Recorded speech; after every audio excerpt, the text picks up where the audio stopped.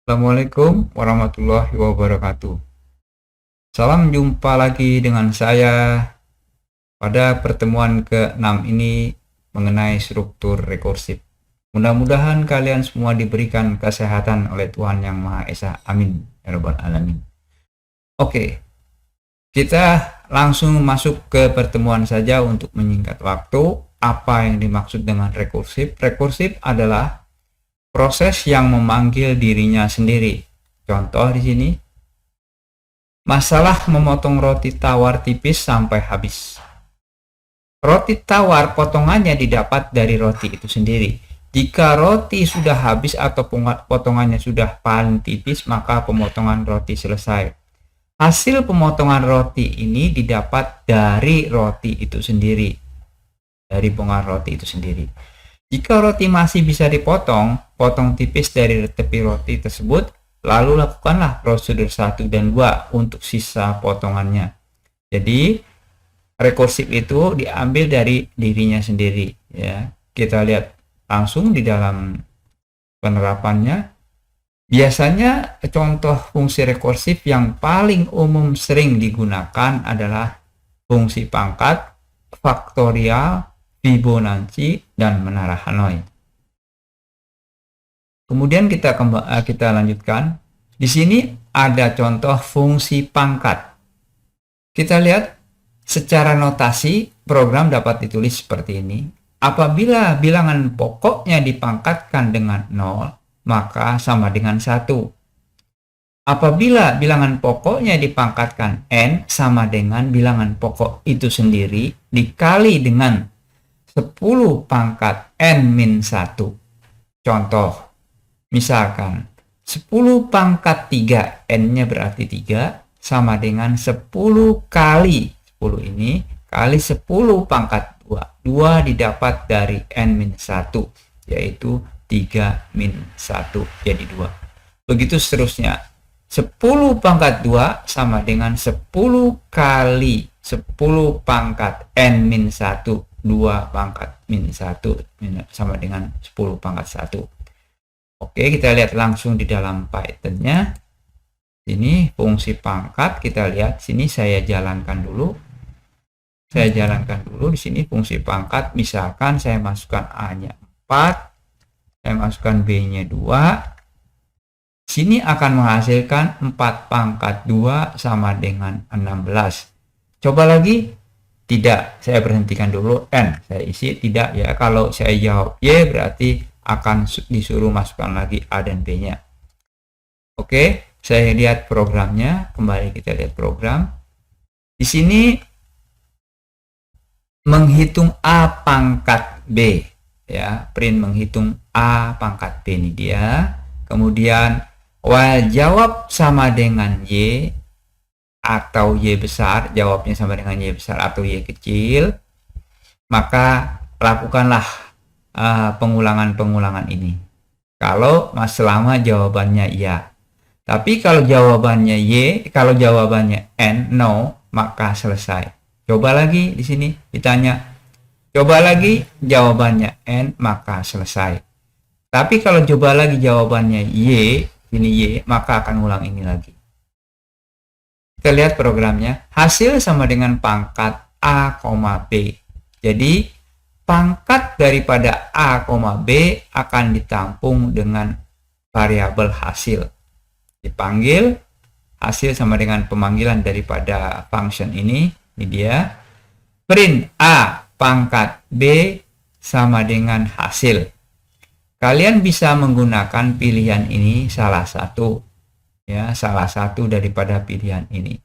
Bisa pilihan yang A yang pertama, ini dia 4 pangkat 2 sama dengan 16, formatnya seperti ini. Bisa format yang kedua seperti ini, hasilnya sama. Bisa format yang ketiga, hasilnya juga sama. Bisa format yang keempat, hasilnya juga sama. Tergantung kepada kalian mana yang kalian paling suka dan menurut kalian paling mudah untuk diterapkan. Ya, kalian pilih silahkan. Saya jalankan lagi, ya. Saya jalankan lagi. Coba dengan pilihan yang lain. 3 pangkat 3 misalkan. 3 pangkat 3 sama dengan 27. Saya mau coba lagi Y. Saya jawab Y. Berarti suruh masukkan lagi A-nya. Misalkan 5. Saya masukkan. Pangkatnya 2. Saya masukkan. Nah, 5 pangkat 2, 25. Saya coba lagi atau tidak? Saya tidak. Jawabnya N. Jadi, selesai. Oke, kita lihat lagi ke modul. Ini tadi ya. Kemudian faktorial. Faktorial adalah, misalkan kalian mungkin sudah tahu di SMA. Misalkan faktorial 3, artinya faktorial 3 sama dengan 3 kali 2 kali 1. Faktorial 4, artinya 4 kali 3 kali 2 kali 1. Rumus dari faktorial dengan menggunakan rekursif seperti ini. Faktorial 0 sama dengan 1. Begitu pula 1 sama dengan 1. Faktorial n sama dengan n, misalkan di sini 3. N 3 kali faktorial n-1, berarti 3 min 1. Berarti misalkan di sini faktorial 5 kali faktorial 4. Faktorial 4 kali faktorial 3, dan seterusnya. Kita lihat di dalam Python mengenai faktorial. Faktorial ini dia, kita lihat di sini, kita jalankan dulu. Kan? Ini dia, kita masukkan faktorial 6. Kita lihat berapa.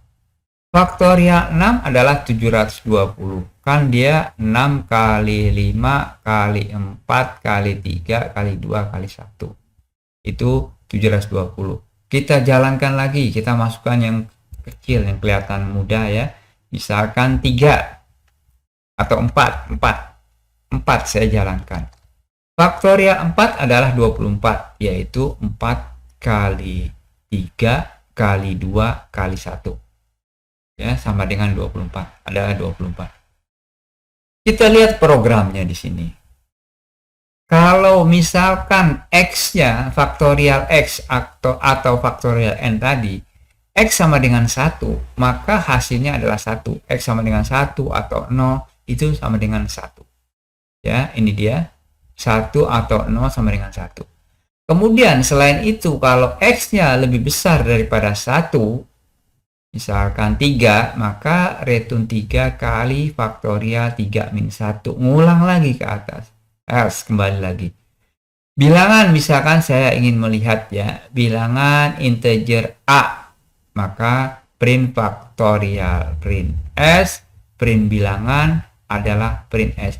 Boleh kalian gunakan yang saya tadi terangkan di dalam pangkat tadi ya, boleh. Ini bisa dirubah faktorial persen S, bisa tetap persen S, karena di sini adalah kita menghitung faktorial nama faktorialnya apa, berapa maksimum bilangan. Nah di sini nih A input masukkan bilangan bulat, di sini artinya string, makanya di sini S, makanya di sini persen S. Faktorial persen S artinya nih A, kemudian adalah persen S persen faktorial bilangan. Ini untuk yang seperti ini. Kemudian kita lanjutkan, kita lihat di sini ya, faktorial 4 ada 24. Kita cara yang lain di sini, kita lihat faktorial, kita jalankan faktorial 4 24. Faktorial 5 tadi di sini berapa? Faktorial 5 saya jalankan dulu, faktorial 5 tadi 5 faktorial adalah 120. Benar nggak 120 sini? Benar. 5 faktorial adalah sama dengan 120. Ini dia. Ya, ini cara kenapa kok ini sekaligus banyak, karena saya membuat function lagi untuk menampilkan hasil daripada faktorial sebanyak 10. Nah ini for i in range 1,11, ini adalah start, ini adalah stop. Di dalam Python setiap stop itu pasti di bawah angka satunya, misalkan 11 berarti 10, 9 bisa jadi 8. Nah di sini kita lihat 1 faktorial mulainya ini sampai dengan 10. Kenapa bukan 11? Di dalam Python indeks terakhir yang disebutkan ini adalah jumlahnya ya, jumlahnya 11. Tapi range-nya adalah dimulai dari 0. Karena di sini diminta dari mulai 1, maka 1. Sebetulnya ini 11 ini dimulai dari 0, tapi diminta dari 1 sampai dengan 10. 11 ini adalah jumlah jumlah data yang ada di range I. Nah, ini ada 10. Ada 11 sebetulnya ya, cuman karena kita diminta dimulai dari 1, maka ada 10. Tapi kalau kita mulai dari 0, misalkan di sini 0, saya mulai dari 0, misalkan. Saya jalankan dari 0. Kita lihat di sini. Kita lihat di sini. Nah, ini dia. 0 sampai dengan 10. 0 faktorial sama dengan 1, kemudian 2 faktorial 2 dan seterusnya. Bahwa Python itu dimulai dari indeks ke 0. Ya, gitu. Oke, kita lanjutkan lagi ke modul. Kemudian kita lanjutkan lagi ke modul ini yang tadi faktorial. Ini dia hasilnya yang tadi ya. Kemudian Fibonacci. Fibonacci mempunyai deret seperti ini. Sudah baku seperti ini deretnya. Jadi 0, 1, 1. Kemudian 2. 2 dari mana? Dari 1 tambah 1. 3 dari mana? 1 tambah 2. 5 dari mana? 2 tambah 3. 8 dari mana? 3 tambah 5. 13, 8 tambah 5. Makanya dikasih notasi pemrograman ditulis seperti ini. Fibo 1 ini sudah ditentukan 0. Fibo 2 sudah ditentukan 1. Untuk selanjutnya adalah Fibo ketiga. Fibo ketiganya kan, Fibo ketiga yang dicari ini nih. Makanya Fibo ke N, misalkan N, Fibo ketiga N, sama dengan Fibo ke 1, Fibo kedua, 3 min 1, 2, ditambah Fibo ke 1. Ini Fibo ketiga. Fibo kedua, ditambah Fibo ke 1. Fibo kedua 1, Fibo ke 1, 0. Makanya 1. Fibo ketiga sama dengan 1. Misalkan Fibo keempat. Fibo keempat artinya Fibo ketiga ditambah Fibo kedua. Fibo ketiga berapa di sini? Fibo ketiga 1. Fibo kedua 1. Berarti 1 tambah 1, 2. Seperti itu. Kita lihat di dalam Python. Fibonacci. Fibonacci di dalam Python kita lihat di sini. Fibonacci di dalam Python. Nah, ini dia Fibo. Ya, ini Fibonacci di dalam Python ya. Ini kita lihat yang ini dulu. Lihat yang ini dulu, kita lihat, kita jalankan. Kita jalankan di sini misalkan Fibonacci 10. Kita enter. Hasilnya seperti ini. 0, 1, 1, 2, 2 tambah 3, 5, 5 tambah 8, 13 terakhir. Ini kenapa sampai 13? Ya. Sampai 13. Sebentar, ada tampil sebentar. Ya. Oh ya,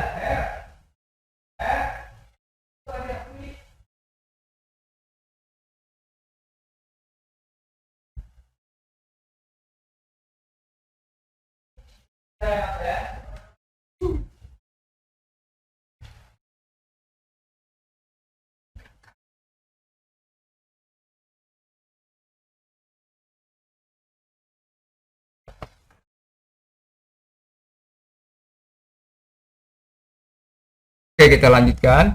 Tadi di sini kita lihat kenapa di sini 13 tercetak. Persyaratannya kondisinya adalah Y Fibo lebih besar daripada F2, maka dilakukan ini. Fibonya 10. F2-nya 13. Berhenti dia. Selama masih Fibonya lebih besar, ini 8 kan masih dilanjutkan nih karena Fibonya lebih besar daripada 8. Ya. Maka dilanjutkan ke 13. Setelah 13 berhenti karena sudah F2-nya sudah lebih besar. Karena di sini persyaratannya Fibo harus lebih besar dari F2. Ternyata F2-nya sudah lebih besar, berhenti dia 13. Kemudian kita lihat yang Fibo yang ini, Fibo yang ini. Nah, Fibo yang ini. Fibo yang ini kita masukkan 10. ini cuma sampai 8. Kenapa? Kita lihat di sini. Ya, sampai 8 di sini kita lihat. Karena kondisinya adalah while true, ya, selama while true F2-nya di sini karena lebih besar daripada Fibo, maka break. Kenapa F2 lebih besar daripada Fibo?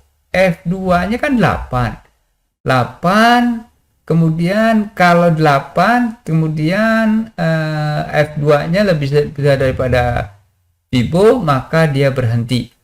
Kenapa kok nih 5 tambah 8 kan 13. 13 ini sudah tidak tercetak. Kenapa? Karena 13 ini lebih besar daripada 10. Ini dia break. Selama dia masih penjumlahannya masih lebih kecil daripada 10 akan tercetak. Ya, seperti itu. Karena di sini ada kondisi F2 lebih besar daripada Fibo, break. Seperti itu. Kemudian kita lihat lagi modul Fibonacci. Menara Hanoi. Menara Hanoi ini sejarahnya, jadi orang Hanoi ingin memindahkan piringan-piringan ini ke dalam tempat yang berbeda, tapi urutannya harus sama dengan jumlah yang banyak. Kita lihat jika piringannya cuma satu, langsung ya dari A ke tujuan C. Tetapi kalau misalkan piringannya banyak seperti ini ada 1, 2, 3, 4, 5. Berarti artinya yang 4 piringan ini kita misalkan dimasukkan ke B dulu, kemudian yang sisanya satu piringan di A tadi kita pindahkan ke C. Ya, kita pindahkan ke C. Kemudian piringan yang ada di bantu ini kita pindahkan ke C. Selesai. Tetapi dengan uraian di B pun diuraikan lagi sehingga semuanya masuk ke C. Seperti itu. Ini secara globalnya langkahnya seperti ini. N-1 piringan yang paling atas dari tiang A ke tiang B, ini dia tadi ya. 4 piringan ini dipindah ke B.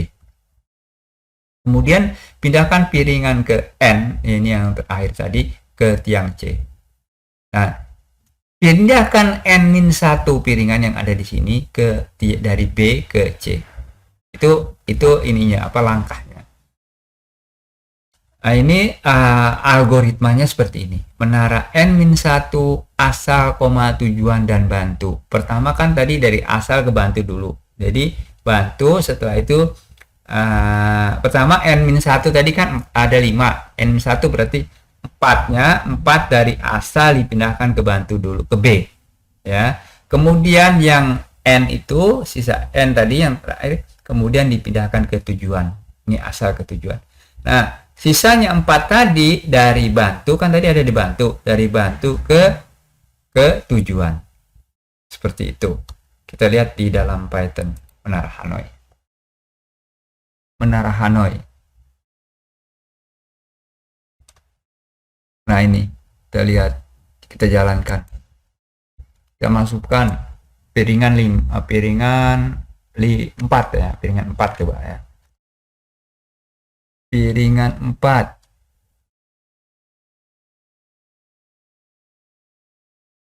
Jadi piringan 4.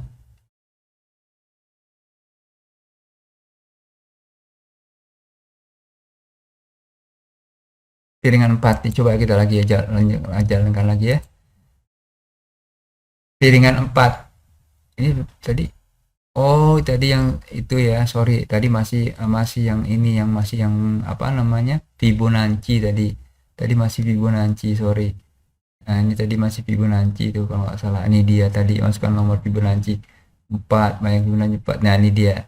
Ini tadi Fibonacci masih ini belum ketutup ya. Kemudian kita jalankan yang ke ini. Yang ini kita jalankan. Ini piringannya 3 ya, kita jalankan. Ini hasilnya 1, 2, 3, 4, 5, 6, 7 langkah. Kemudian kita jalankan lagi, kita masukkan di sini piringannya 4. Kita jalankan 1, 2, 3, 4, 5, 6, 7, 8, 9, 10, 11, 12, 13, 14, 15. Ada 15 langkah. Dari mana sini 15 langkah? Nah, ini nih, dari sini. Proses ini. Pertama dari N-1 ke bantu. Kemudian dari sisanya tadi kan N, A ke B. Kemudian N-1 yang ada di sini dari C ke A. Seperti itu. Nah, ini dia ya. Rumus ini kenapa dapat 15? Rumus ini yaitu 2 pangkat N min 1. 2 pangkat N. 2 pangkat 4 kan 16 min 1, 15. Tadi yang 3 itu kan, yang 3, oh yang 3 sorry ya. Yang 3 ini, yang 3 saya jalankan 3 ini, hasilnya kan 7. Karena 2 pangkat 3 kan 8 min 1, 7. 1, 2, 3, 4, 5, 6, 7. Kita lihat di modul dulu. Ini dia. Ya, ini perinciannya. Kalau kalian perhatikan di sini. Ini 4, 3 diuraikan lagi di sini. Tadi kan langsung kan 4 piring. Berarti 3 yang atas dipindahkan ke bantu dulu, kemudian yang bawah terakhir pindahkan ke C. Tapi sini yang 3 ini diuraikan lagi seperti ini. Jadi semua langkahnya ada 15 sampai sini nih. Dari atas ini sampai dengan terakhir ini langkahnya ada 15. Seperti itu. Nah, ini diuraikan. Nah, ini prosedurnya seperti ini. Oke, saya rasa cukup sekian sampai di sini. Wassalamualaikum warahmatullahi wabarakatuh.